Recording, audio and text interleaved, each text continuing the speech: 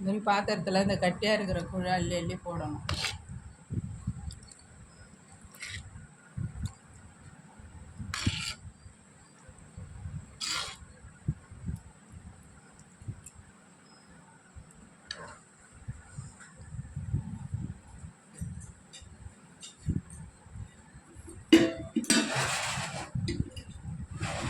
போட்டுட்டு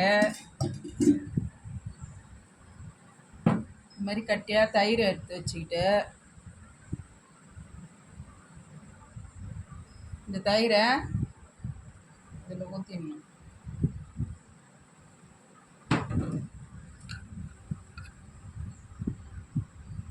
கொஞ்சமாக உப்பு சேர்த்துக்குவோம். ஏன்னா நம்ம முதல்ல கொஞ்சம் உப்பு சேர்த்துட்டோம் காய்ச்சும் போது, அதனால் கொஞ்சமாக உப்பு சேர்த்துட்டு இதை நல்லா கரண்டியாலே கடைஞ்சிருக்கோம்.